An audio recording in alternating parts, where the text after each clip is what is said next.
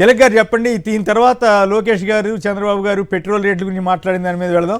అయితే ఇవాళ ప్రధానంగా గ్రూప్ 2 అభ్యర్థులకు సంబంధించి చంద్రబాబు ప్రభుత్వం ఎంత బలహీనంగా ఉందా, ఆయన మాట ఏమో ఏపీపీఎస్సీ చైర్పర్సన్ వినరంట, పవన్ కళ్యాణ్ గారు ఏమో మాట పిఠాపురం పోలీసులు వినరంట, ఆయన ఫైబర్ గ్రిడ్ చైర్మన్ మాట ఎండీ వినరంట, అలాగే ఈ అన్నిటినీ శాసించగలిగిన రెడ్ బుక్ లోకేష్ గారేమో దుబాయ్లో ఉంటారంట, పవన్ కళ్యాణ్ గారేమో హైదరాబాద్ వచ్చి అక్కడ ఏపీలో ఆసుపత్రులు లేవు కదా మరి సరిగా, మరి ఆయన లేవనుకుంటున్నారు ఏమో, అక్కడ ఏం పరిస్థితి ఏం బాగాలేదు అనుకుంటున్నారు, ఇక్కడికి వచ్చి చెకప్ చేయించుకుంటున్నారంటే హైదరాబాద్. మరి ఇఫ్ ఐఎమ్ నాట్ రాంగ్, ఈ పరిస్థితి మీద ప్రధానమైన చర్చలోకి వెళదాం. ఈలోగా ఈ 2-3 అంశాల మీద కూడా మాట్లాడుకున్న తర్వాత మనం ప్రధాన చర్చలోకి వెళ్దాం. ముందుగా చెప్పండి, పవన్ కళ్యాణ్ గారు ఆ స్కీమ్ ఎప్పుడు ఇంప్లిమెంట్ చేస్తారు? రేవంత్ రెడ్డి గారు చెప్పినట్టు మోసాలు చేసినట్లేనా? మోసాలు చేయడానికే వీళ్ళు ఇవన్నీ చెప్పారా? చంద్రబాబు గారే అబద్ధాలు ఆడతారనుకుంటే చంద్రబాబు గారికి డిపాజిట్ రాకుండా అబద్ధాలు ఆడుతున్నాడా పవన్ కళ్యాణ్ గారు అనే భావన కలుగుతుంది కదా.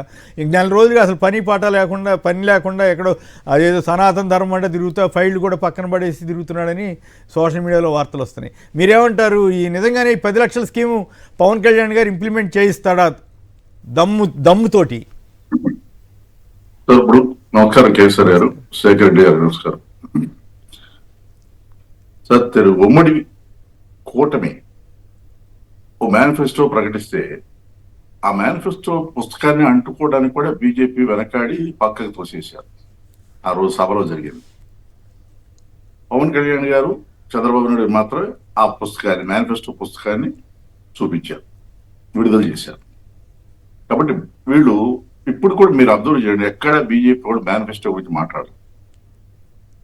పవన్ కళ్యాణ్ గారు చంద్రబాబు నాయుడు గారి అనుభవం దగ్గర నుంచి చాలా నేర్చుకుంటున్నారా అన్నారు. ఆయన నేర్చుకుంటుంది ఇదే కావచ్చు, ఎలా వెన్నుపోటు పొడవాలి, పిఠాపురంలో అమ్మగారికి కానీ లేదు ప్రజలకు కానీ చెప్పిన మాట నిలబెట్టుకోకుండా ద్రోహం ఎలా చేయాలి, ఇవన్నీ చంద్రబాబు నాయుడు గారి దగ్గర ఆయన నేర్చుకున్నట్టు కనిపిస్తుంది.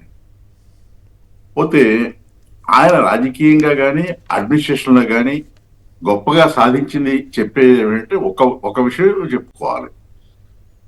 ఆయన నేను పంచాయతీరాజ్ శాఖ మంత్రిగా వచ్చాక గ్రామ సభలు ఒకేసారి కొన్ని వేల గ్రామాల్లో జరిపారంట. అది ఒకేసారి జరిపారా, 2 విడతలుగా జరిపారా, 3 విడతలు లోగడ నుంచి జరుగుతూనే ఉన్నాయి. ఇవాళ వచ్చి ఈయన కొత్తగా కనిపెట్టింది కాదు, జరిపింది కాదు. తిలక్ గారు మిగతా అంశాల్లోకి వెళదాము. నా ప్రశ్నల్లా ఈ 10 లక్షల స్కీమ్ ఇంప్లిమెంట్ చేసే అవకాశం ఉందా లేదా? పవన్ కళ్యాణ్ గారు అబద్ధం చెప్పారా, నిజం చెప్పారా? రేవంత్ రెడ్డి గారు చేసినట్లుగానే చెప్పినట్లుగానే వీళ్ళు మోసానికి సిద్ధమయ్యారా అన్నదానికి సంక్షిప్తంగా చెప్తే మిగతా అంశాల్లోకి వెళదాం. ఓకే. ఆయన ఈ స్కీమ్ కదా, ఏ స్కీమ్ కూడా పవన్ కళ్యాణ్ గారు చెప్పింది ఏది కూడా జరగదు, జరపరు చంద్రబాబు నాయుడు గారు. సో క్లారిటీ ఉంది మీకైతే? చాలా చాలా. ఎందుకంటే ఇప్పటికే నేను డీటెయిల్గా చెప్పడానికి అవకాశం లేదు కాబట్టి, ఇప్పుడు టైం లేదు కాబట్టి నేను ఒక మాట చెప్తాను. కూటమిలో ఎంతగా తెర వెనుక కలహాలు ఉన్నాయంటే, పవన్ కళ్యాణ్ గారు చెప్పిన ఏది కూడా చేయొద్దు అని ముఖ్యమంత్రి కార్యాలయం నుంచి అధికారులకు అనధికారికంగా ఆదేశాలు వెళ్ళాయి. నిజమా? అక్కడి నుంచి వీళ్ళ మధ్యలో నిజమా? సెన్సేషన్ విషయం చెబుతున్నారు. నాకైతే ఇంకా అది పూర్తి నమ్మకంగా అనిపించట్లా మీరైతే చెబుతున్నారు. నాకు ఐఏఎస్ ఆఫీసర్ ఎవరు చెప్పారో కూడా నాకు తెలుసు. ఓకే, అచ్చా. మరి ఆ పరిస్థితి మరి పవన్ కళ్యాణ్కి అర్థం కావట్లేదా? అది లోకేష్ గారు చెప్పించారని ఆయన అనుమానం. ఓహో, అచ్చా. సో అందుకని మరి మళ్ళీ మొన్న కూడా పొగిడాడు కదా, చంద్రబాబుని పొగిడాడు, లోకేష్ని పొగిడాడు, అచ్చంగా బాలకృష్ణ అయితే అంత పొగిడాడు. మరి ఎందుకు ఇంత లొంగిపోయి ఉంటున్నాడు మరి? సార్, ఆయన పార్టీలో ఎవరికి కూడా పదవులు ఇప్పించడానికి కానీ, పార్టీ విధానాలు అమలు చేయించడానికి కానీ ఆయన ప్రయత్నం చేయరు. ఆయన ఒక సింగిల్ పాయింట్ ప్రోగ్రామ్, తనకి ఉప ముఖ్యమంత్రి ఉంది, అది ఇంకో మరో వాళ్ళకి ఎవరికి ఉప ముఖ్యమంత్రి రాకూడదు.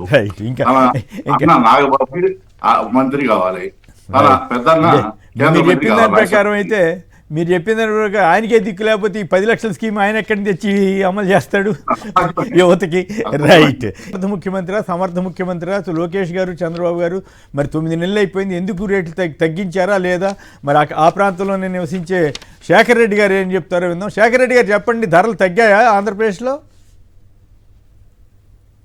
నమస్తే అండి కేసీఆర్ గారు, మీకు అలాగే తిలక్ గారికి, సాక్షి టీవీ వీక్షకులందరికీ కూడా గుడ్ మార్నింగ్ సార్. ఏం సార్ ధరలు ఎక్కడ తగ్గాయి సార్? మరి తగ్గిస్తామని హామీ ఇచ్చారు కదా. అంటే రేవంత్ రెడ్డి గారు చెప్పినట్టు ప్రజల్ని మోసం చేయడానికే వీళ్ళు హామీలు ఇచ్చారా, రెచ్చగొట్టడానికే హామీలు ఇచ్చారా అన్న దానికోసం సంక్షిప్తంగా దీని మీద కామెంట్ చేయించాలని నా ఉద్దేశం. సార్, చంద్రబాబు నాయుడు గారికి రాజశేఖర రెడ్డి గారు చెప్పినట్టుగా మునిశాపం ఉంది సార్. నిజం చెప్పితే తల 1000 వక్కలైపోద్దని మునిశాపం ఉండదు సార్. అది వారసత్వంగా నారా లోకేష్ బాబు గారికి కూడా వచ్చినట్టుంది సార్. ఆయన నిజం అనేది ఎప్పుడు మాట్లాడు సార్, ఓన్లీ అబద్ధాలు మాత్రమే చెప్పుకుంటూ పోతారు సార్. ఈ రోజు భారతదేశంలోనే అత్యధికంగా పెట్రోల్ రేట్ ఉన్నటువంటి రాష్ట్రం ఆంధ్రప్రదేశ్, 109.40. జగన్మోహన్ రెడ్డి గారు ఆనాడు అధికారంలోకి వచ్చిన తర్వాత ఒక్క ₹1 బిల్ల కూడా సార్ ఎక్స్ట్రా ట్యాక్స్ ఎక్కడ స్టేట్ వైపు నుంచి చేసింది లేదు సార్. అంతకు ముందున్న దాన్నే కొనసాగించుకుంటూ వస్తున్నారు తప్పిస్తే ₹1 బిల్ల కూడా ఎక్స్ట్రా ఇవ్వకపోయినా చంద్రబాబు నాయుడు గారు లోకేష్ వేదికలెక్కి మాట్లాడిన మాట ఏంటంటే అసమర్థ ముఖ్యమంత్రి. ఈ రోజు స్టేట్ ఆదాయం గత ఏడాది కంటే తగ్గిపోయింది. జిఎస్టీ వసూళ్లు మైనస్ తిరోగమనంలో ఉన్నాయి. నిత్యావసర సరుకుల ధరలు ఆకాశాన్ని అంటే, పెట్రోల్ డీజిల్ ధరలు చూస్తే దేశంలో ఎక్కడా లేని విధంగా రాష్ట్రంలో ఉన్నాయి. మరి చంద్రబాబు నాయుడు గారు అసమర్థ ముఖ్యమంత్రి అని మేము అనొచ్చా సార్? మేము సంబోధించొచ్చా చంద్రబాబు నాయుడు గారిని అసమర్థ ముఖ్యమంత్రి అని? ఆయన సంబోధించాడుగా అన్నాడు జగన్మోహన్ రెడ్డి గారిని. మరి మేము అసమర్థ ముఖ్యమంత్రిని సంబోధించొచ్చా సార్? అంటే ఇప్పుడు నా పాయింట్ ఎలా, వాళ్ళు హామీ ఇచ్చారు కానీ ఇప్పుడు రేవంత్ రెడ్డి గారు చెప్పినట్టు వీళ్ళు మోసం చేస్తున్నట్లా, నిజాయితీగా పనిచేస్తున్నట్లా అన్నది నా ప్రశ్న, అంతే సంక్షిప్తంగా. సార్, రేవంత్ రెడ్డి గారు చెప్పినట్టుగా వీళ్ళు ఖచ్చితంగా మోసం మాత్రమే చేస్తున్నారు సార్. ఎక్కడా కూడా వీళ్ళు నిజాయితీ ఎక్కడ వెళ్తున్నారు సార్? వాళ్ళు ప్రజల్ని అధికారంలోకి రావడం కోసం అడ్డగోలుగా ఏదైతే అవకాశం లేని, అసాధ్యమైనటువంటి, సాధ్యరహితం కానిటువంటి హామీలు ఇవ్వటం, అధికారంలోకి వచ్చిన తర్వాత వెన్నుపోటు పొడవడం, మోసం చేయటం, బుకాయించడం, మహా అయితే బెదిరించడం కూడా చంద్రబాబు నాయుడు గారికి పరిపాటి. అది ఈ రోజు లోకేష్ గారు కూడా దాన్ని వారసత్వంగా తీసుకున్నారు సార్. రైట్.